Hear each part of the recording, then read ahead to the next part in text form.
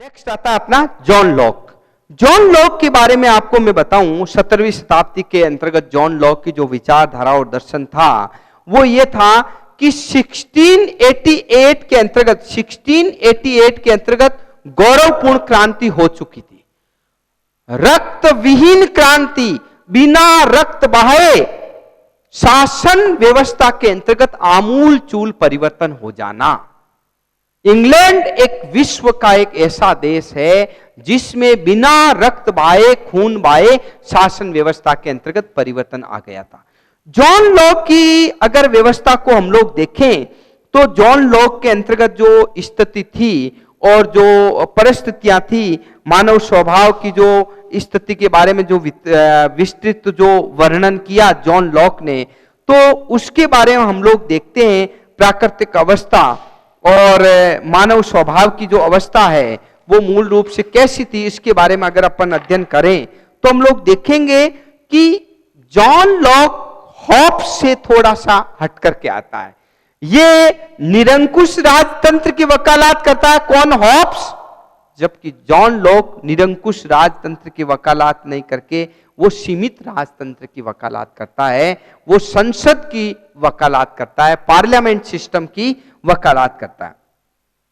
John Locke के बारे में अपन लोग ये कहेंगे कि जॉन लॉक मूल रूप से जो स्थिति बनी हुई थी मानव स्वभाव के बारे में उसने लिखा कि जॉन लॉक के अनुसार मनुष्य का स्वभाव क्या है? मनुष्य का स्वभाव क्या है? शांति प्रिय है, सहयोग वाला है, विनम्र है, विवेकशील है, न्याय प्रिय है और स्वतंत्रता वाला व्यक्ति है। यानी कि जो है वो व्यक्ति प्राकृतिक अधिकारों में किसकी बात करता है? जॉन लॉक संपत्ति, जीवन और स्वतंत्रता की बात करता है। यानी कि प्राकृतिक अवस्था उसकी बहुत अच्छी है। लेकिन जॉन लॉक कहता है कि जो स्वच्छंद है वो धीरे धीरे जैसे जैसे व्यक्ति बड़ा होता है, यौवन होता है, शिशु अवस्था से निकल के बाहर आता है, वैसे वैसे क्या करता है? जॉन लॉक मूल रूप से कहता है कि उसमें महत्वाकांक्षा बढ़ जाती है, उसकी ईर्ष्या की भावना बढ़ जाती है, वो झगड़ालू हो जाता है और तेरे मेरे की भावना आती है और संघर्ष की स्थिति आ जाती है। प्राकृतिक अवस्था के बारे में जॉन लॉक कहता है कि प्राकृतिक अवस्था में पारस्परिक झगड़े, संघर्ष या अशांति की स्थिति नहीं थी। यानी कि प्राकृतिक अवस्था उसकी बहुत अच्छी थी और वह मानव की 3 अवस्थाओं के ऊपर बल देता है: प्राकृतिक अधिकारों, स्वतंत्रता का अधिकार, संपत्ति का अधिकार और जीवन जीने का अधिकार।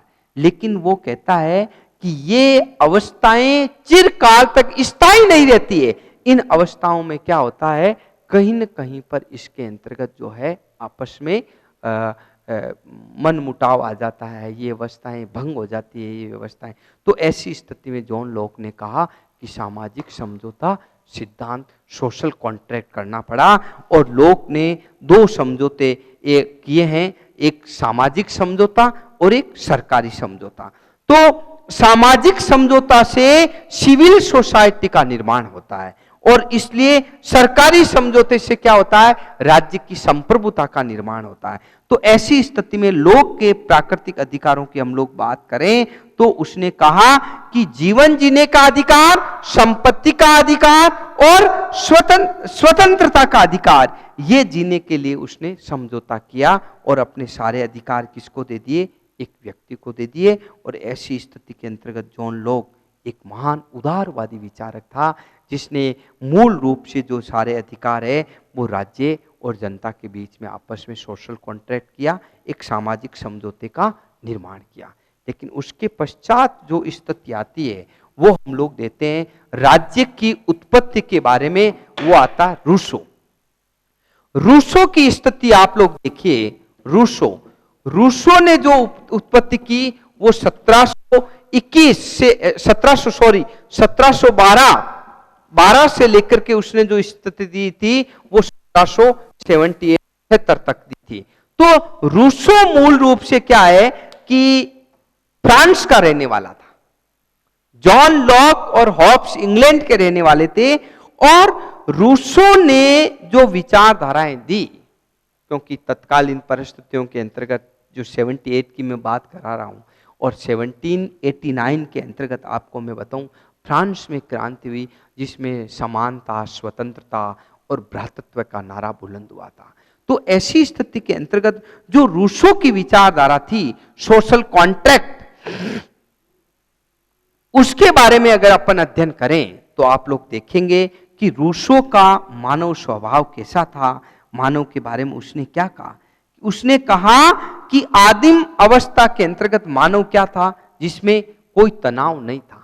मानव क्या स्वच्छंद प्रकृति की गोद में घूमता था और एक बर्बर अवस्था के अंतर्गत उसकी स्थिति थी। मानव, उसने कहा, रूसो ने क्या कहा, रूसो ने कहा मनुष्य स्वतंत्र पैदा होता है लेकिन सभी जगह वो बंधनों से जकड़ा जाता है। यानी कि प्राकृतिक अवस्था में रूसो कहता है कि मनुष्य की स्थिति बहुत ही उच्च कोटि की थी और सुखी था, संतुष्ट था, आत्मनिर्भर था और प्रकृति की गोद में विचरण करता था। लेकिन क्या हुआ कि धीरे धीरे धीरे धीरे कृषि का आविष्कार हुआ, विज्ञान का आविष्कार हुआ, उद्योगों का आविष्कार हुआ और मनुष्य की जो शांति थी वो काफुर हो गई और व्यक्ति स्वार्थी, घमंडी और भूखा भेड़ी की तरह भागने लगा और आपस में संघर्ष करने लगा। इसके इन परिस्थितियों के कारण क्या हुआ, रूसो कहता है कि व्यक्ति को सामाजिक समझौता करना पड़ा। अब सामाजिक समझौता क्यों करना पड़ा, क्योंकि उस अव्यवस्था और अराजकता को समाप्त करने के लिए उसने सामाजिक समझौता का सिद्धांत किया और राज्य की उत्पत्ति हुई। उसने किसकी संप्रभुता का, अच्छा रूसो ने कहीं पर भी आपको मैं बताऊं निरंकुश मोनार्क की संप्रभुता का या सीमित राजतंत्र का समर्थन नहीं किया। एक जगह जो है हॉब्स है वो निरंकुश राजतंत्र का समर्थन करता है, जॉन लॉक है वो सीमित राजतंत्र का समर्थन करके पार्लियामेंट्री सिस्टम का समर्थन करता है, लेकिन रूसो ने लोकतंत्र का समर्थन किया और उसने कहा कि सामान्य इच्छा, विल पावर, ये उसने दो इच्छाएं दी, एक यथार्थ इच्छा और एक सामान्य इच्छा। रूसो ने ये कहा कि सारी इच्छाएं जो है वो जनता को सुपुर्द कर दो, आप एक राजा को दे दिया जाए, निर्वाचित प्रतिनिधि को दे दी जाए और उसके अंतर्गत जो है सारे अधिकार दे दे। लेकिन अगर उन अधिकारों के अनुरूप जो शासक है वो कार्य नहीं करता है तो मूल रूप से आपको मैं बताऊं कि जो रूसो है वो कहता है कि उस व्यक्ति को अपदस्थ हटा देना चाहिए। तो ऐसी स्थिति के अंतर्गत जो है रूसो की जो स्थिति है वो मूल रूप से लोकतंत्र की स्थिति है और वो एक सोशल कॉन्ट्रैक्ट यानी कि राज्य के अंतर्गत जो है सामाजिक समझौते सिद्धांत के अंतर्गत हम लोग देखते हैं सोशल कॉन्ट्रैक्ट जो किया है वो रूसो ने भी अनुबंध का आधार दिया। तो ऐसी स्थिति के अंतर्गत हम लोग देखते हैं हॉब्स, लॉक और रूसो की जो विचारधारा देखें तो आप लोग देखेंगे कि हॉब्स, लॉक, रूसो की विचारधारा के अंतर्गत इस बात पर बल दिया गया है मूल रूप से कि जो सामाजिक समझौता सिद्धांत किया गया, मानव स्वभाव, प्राकृतिक अवस्था और अनुबंध सामाजिक समझौता, वो मूल रूप से जनता और प्रजा या फिर राजा और प्रजा के बीच में होता है। एक जगह निरंकुश राजतंत्र है, एक जगह सीमित राजतंत्र संसद की संप्रभुता है और तीसरी जगह रूसो कहता है लोकतंत्र का। तो जो समझौता किया गया है, लेकिन अगर यह समझौता जनता की भावनाओं के अनुरूप कार्य नहीं करता है, जो शासक चुना है उसको हॉब्स, लॉक, रूसो कह रहे हैं अनुबंध को तोड़ा जा सकता है। तो राज्य की उत्पत्ति के बारे में हॉब्स, लॉक, रूसो का सामाजिक समझौता सिद्धांत भी इस बात पर बल देता है। नेक्स्ट जो टॉपिक आ रहा है मेरा सामाजिक समझौते सिद्धांत के बाद में राज्य की उत्पत्ति के बारे में, वो आता है विकासवादी सिद्धांत। राज्य की उत्पत्ति का विकासवादी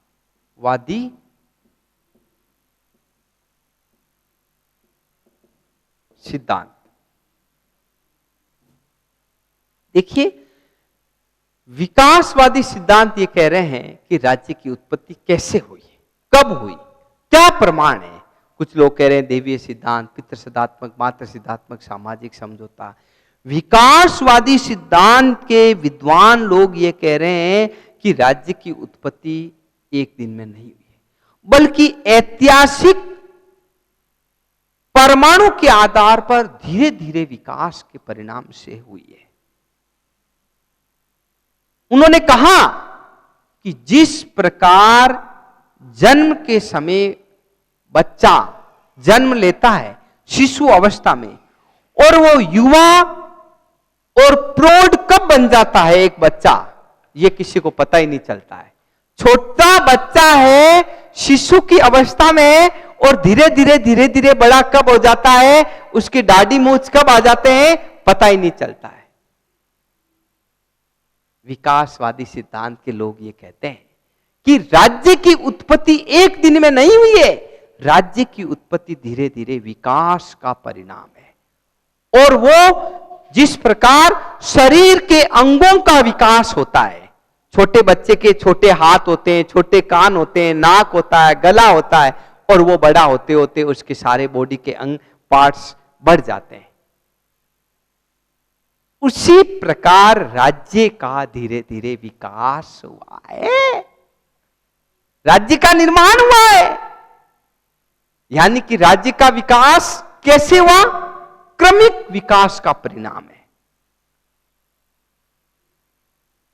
अतः हम लोग देखते हैं कि राज्य का निर्माण जो हुआ है वो न तो ईश्वर ने किया है और न किसी शारीरिक बल ने किया है और न किसी समझौते ने किया है, बल्कि राज्य का विकास जो है क्रमिक विकास का परिणाम है। ये कौन कहता है, गार्नर कह रहा है। लिकोक ने इस बारे में क्या कहा है कि राज्य का उद्गम एक क्रमिक विकास का परिणाम है। तो ऐसी स्थिति के अंतर्गत हम लोग देखते हैं राज्य का जो विकास हुआ है वो क्रमिक विकास का परिणाम है। और क्रमिक विकास कैसे हुआ, देखिए मैं आपको बताता हूं। ये विकासवादी सिद्धांत है, इसमें है मूल सामाजिक प्रवृत्ति, मूल सामाजिक प्रवृत्ति, रक्त संबंध,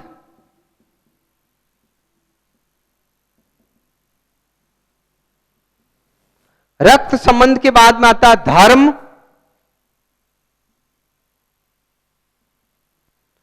धर्म के बाद में आता है शक्ति,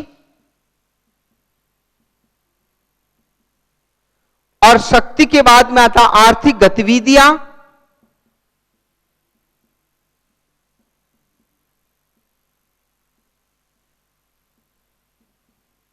और आर्थिक गतिविधियों के बाद में आता है राजनीतिक चेतना।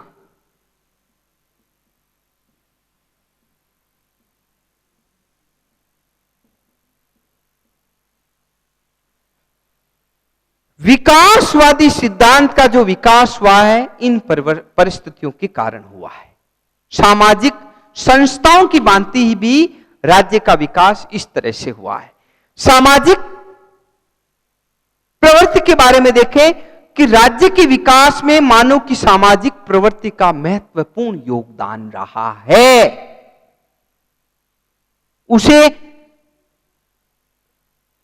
इससे उसे संगठित समाज की ओर अग्रसर करने का मौका मिला है।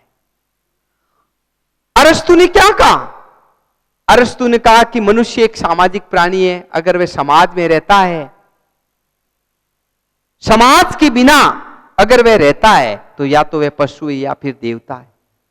तो सामाजिक प्रवृत्ति के द्वारा भी राज्य का विकास हुआ। अरिस्टोटल का कोटेशन यहां मैं कोट कर रहा हूं। सामाजिक सोशल सोसाइटी में रहता है तभी तो वह राज्य का निर्माण करता है। तो इस तरह से मानव जो है का जो अस्तित्व बना हुआ है वो सामाजिक सोसाइटी में है, और सोसाइटी से राज्य का निर्माण होता है, और वो कालांतर में राज्य का विस्तृत वृहद रूप ले लेता है। नंबर 2 पर आता है रक्त संबंध, ब्लड। ब्लड की बात करें हम लोग तो इससे भी विकास का जो राज्य की उत्पत्ति का बहुत बड़ा योगदान है। व्यक्ति में क्या होता है, रक्त संबंधों से क्या होता है, आपस में एक दूसरे से जनसंख्या पॉपुलेशन बढ़ती है। और एक अंग्रेजी में कहावत भी है कि खून पानी से गाढ़ा होता है, खून पानी से गाढ़ा होता है। मैकाइवर के अनुसार राज्य की उत्पत्ति का आरंभ सामाजिक स्थिति उस चरण में मिलता है जब लोगों में रक्त बंधुत्व की भावना होती है। आपस के अंतर्गत जो है, उनके अंतर्गत रक्त, ब्लड से कुटुंब बनता है, कुटुंब से परिवार बनता है। तो ऐसी स्थिति के अंतर्गत भी राज्य का जो है स्वरूप धारण करता है। नेक्स्ट आता है धर्म। धर्म द्वारा समाज की एकता की बहाली होती है, और यह एक ऐसा माध्यम है जिससे समाज विघटन के कगार पर भी पहुंच सकता है। तो ऐसी स्थिति के अंतर्गत असत्य है, अन्याय है, अत्याचार है, अपराध है, मानवीय मूल्यों का जो पतन होता है, धर्म उसको रोकता है। और धर्म जब उनको रोकता है तो धर्म क्या, एक नया रास्ता दिखाता है आपस में मिलने जुलने का।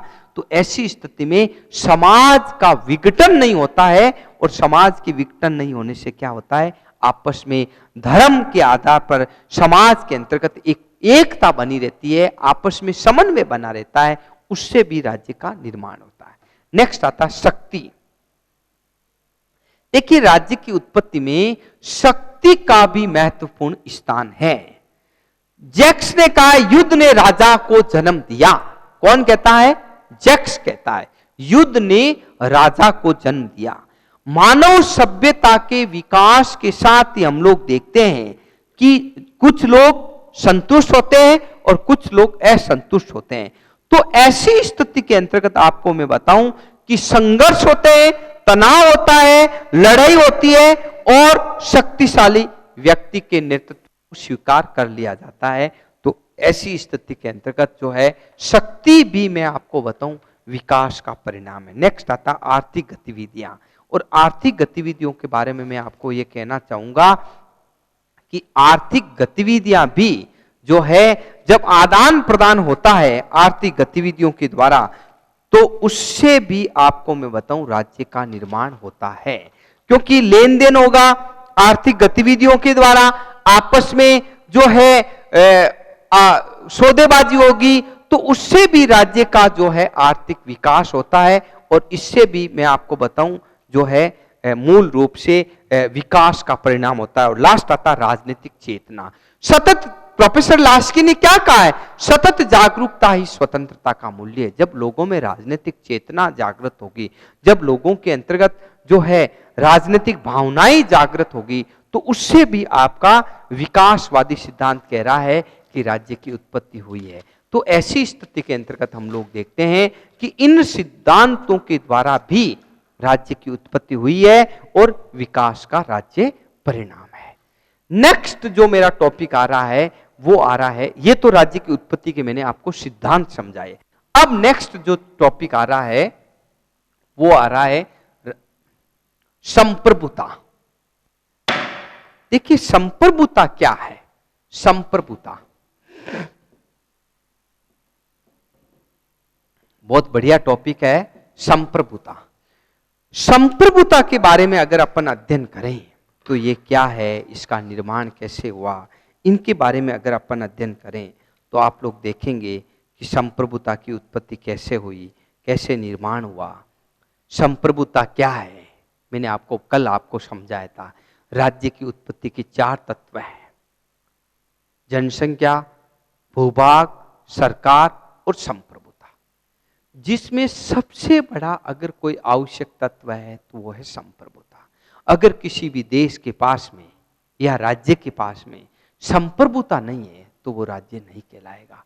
संप्रभुता का मतलब होता है कि एक राज्य दूसरे राज्य के साथ जब वैदेशिक संबंध स्थापित कर सकता है, उसकी खुद की मुद्रा होती है, उसका खुद का भूभाग होता है, उसका खुद की सरकार होती है, तो वो देश कहलाने के लायक है, जो अंतरराष्ट्रीय स्तर पर उसको मान्यता दी जाती है। प्राचीन काल के अंतर्गत हम लोग देखते हैं कि मनु, शुक्र, कौटिल्य की विचारधारा के अंतर्गत हम लोग देखें तो आप लोग देखेंगे कि सप्तांग सिद्धांत के द्वारा जो है संप्रभुता का प्रयोग किया जाता था। और उसके अंतर्गत मैंने बताया था, राजा है, अमात्य है, जनपद है, कोष है, दंड है, मित्र है, ये जो मिलकर के संप्रभुता का निर्माण करते थे। और आधुनिक काल में आप लोग, मैंने बताया था, जनसंख्या, भूभाग, सरकार और संप्रभुता। जहां तक संप्रभुता की बात आती है तो संप्रभुता मूल रूप से जो है ये अंग्रेजी भाषा में इसको सॉवरेंटी कहते हैं। और सॉवरेंटी लैटिन भाषा का शब्द है जो सुपर और एनस से बना है, जिसका अर्थ होता है सर्वोच्च शक्ति, यानी कि जो किसी से दबती नहीं है, जो किसी के अधीन नहीं होती है, वो सर्वोच्च शक्ति है और उसका आदेश ही कानून होता है, पालन करना पड़ता है। तो ऐसी स्थिति में हम लोग देखते हैं कि संप्रभुता मूल रूप से आंतरिक और बाह्य दृष्टि से स्वतंत्र होती है, उसे हम लोग संप्रभुता कहते हैं। संप्रभुता के अर्थ के बाद हम लोग देखते हैं कि राजनीति विज्ञान के विद्वानों ने अलग अलग परिभाषाएं दी है। जॉन ऑस्टिन कहता है कि उच्चतर द्वारा निम्नतर को दिया गया आदेश ही कानून है। बोधा की अगर अपन लोग देखें तो बोधा कहता है नागरिकों और शासितों के ऊपर ऐसी शक्ति जिस पर कानून का कोई बंधन नहीं होता है, वही संप्रभुता है। तो अलग अलग विद्वानों ने अलग अलग परिभाषाएं दी है, लेकिन हम लोग देखते हैं संप्रभुता का अर्थ जानने के पश्चात इसकी विशेषताएं देखें तो संप्रभुता क्या है। संप्रभुता देखिए, ये एक मैं आपके पास सामने एक डायोग्राम बनाता हूं। ये एक डायोग्राम है और इसके अंतर्गत आप देखिए संप्रभुता के बारे में आपको मैं बताऊं, यह है स्थायित्व है। संप्रभुता क्या होती है? हमेशा स्थायित्व की होती है। नंबर 2 पर आता है सर्वव्यापकता। सर्वव्यापकता। नंबर 3 पर हम लोग देखते हैं अद्वैता। अद्वैता। अद्वैता। नंबर 4 पर हम लोग देखते हैं एकता। एकता। नंबर 5 पर हम लोग देखते हैं अविभाज्यता। अविभाज्यता। नंबर 6 पर हम लोग देखते हैं निरंकुशता। निरंकुशता। नंबर 7 पर हम लोग देखते हैं मौलिकता। मौलिकता। और नंबर 8 पर हम लोग देखते हैं अपरिवर्तनीय। अपरिवर्तनीय। ये देखिए, ये संप्रभुता के प्रमुख लक्षण है। संप्रभुता के बारे में मैं आपको प्रमुख बात बताऊं कि संप्रभुता क्या है। देखिए, संप्रभुता के बारे में जो है नंबर 1 आता है स्थायित्व है। ये संप्रभुता हमेशा स्थायी होती है और स्थायित्व से तात्पर्य है कि गार्नर ने लिखा है ये कभी भी मरती नहीं है, मृत प्राय नहीं होती है, बल्कि वहां इंग्लैंड में क्या कहावत है, king is right king is long live. राजा मर गया राजा चिरंजीवी हो। राजा का मतलब व्यक्ति मरा है, राजा मुकुट नहीं मरा है, संप्रभुताधारी नहीं बना है। तो ऐसी स्थिति के अंतर्गत हम लोग देखते हैं जो संप्रभुता है वो मूल रूप से जो स्थायित्व रूप से बनी रहती है, व्यक्ति के अंतर्गत जो निवास करती है। तो व्यक्ति जा सकता है, संप्रभुता की शक्ति कभी नहीं जाती है। नंबर 2 आता है अनन्यता।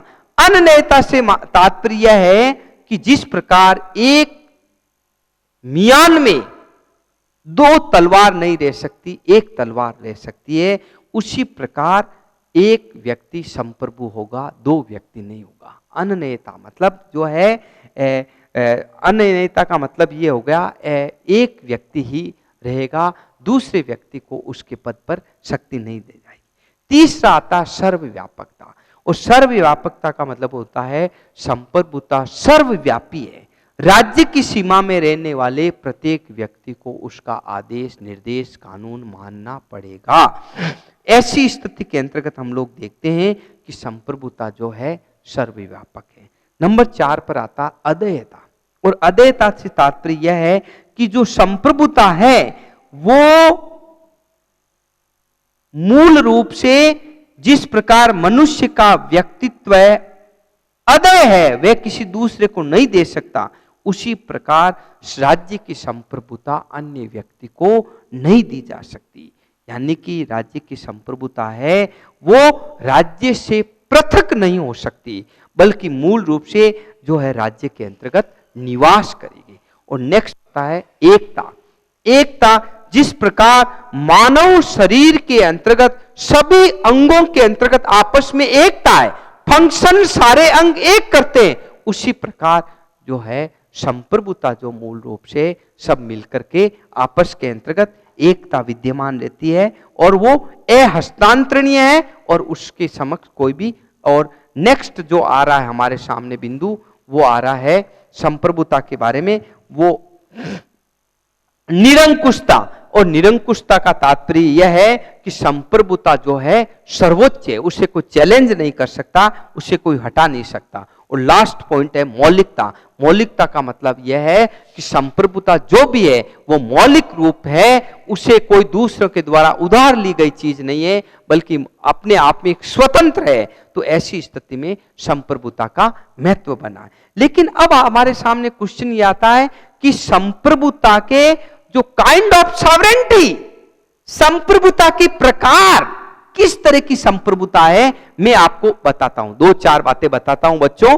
संप्रभुता के बारे में हम लोग देखें तो संप्रभुता एक तरह की नहीं है, संप्रभुता अनेक तरह की है। नंबर 1 बताता हूं मैं, नाम मात्र और वास्तविक संप्रभुता। भारत के राष्ट्रपति के पास में क्या है? नाम मात्र की संप्रभुता है, वो प्रधानमंत्री और मंत्रिमंडल के हाथों की कठपुतली है।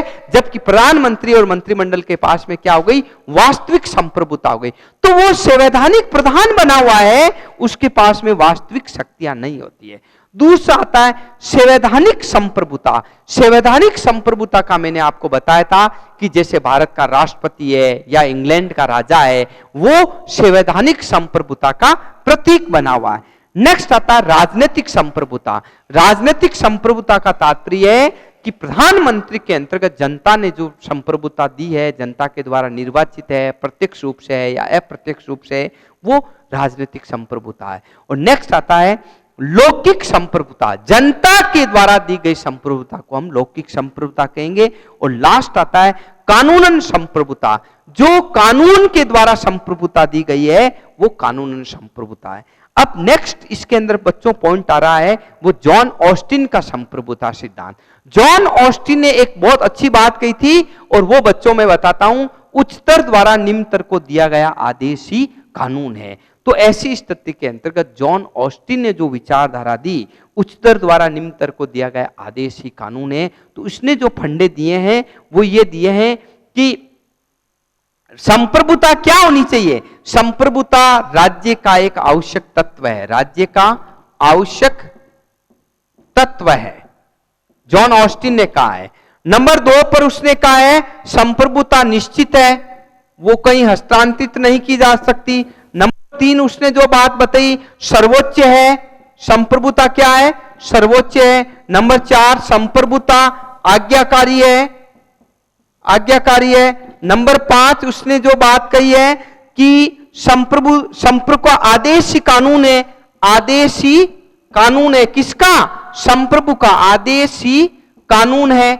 और लास्ट उसने बात कही नंबर 6 पर, वो ये कही अविभाज्य, संप्रभुता को विभाजित नहीं किया जा सकता। तो ऐसी स्थिति के अंतर्गत हम लोग देखते हैं संप्रभु जॉन ऑस्टिन ने जो विचारधारा दी वो मूल रूप से उच्चतर द्वारा निम्नतर को दिया गया आदेश ही कानून है और वो संप्रभु है। लास्ट इस सेकंड यूनिट का टॉपिक आ रहा है, वो आ रहा है राज्य के कार्य और औचित्य। राज्य के देखिए, राज्य के कार्य, राज्य के कार्य क्या है? राज्य के कार्य देखिए, वही मैं वापस कोड करूंगा अरिस्टोटल को कि मनुष्य एक सामाजिक प्राणी है, अगर वह समाज के बिना रहता तो या तो वह पशु है या फिर देवता है।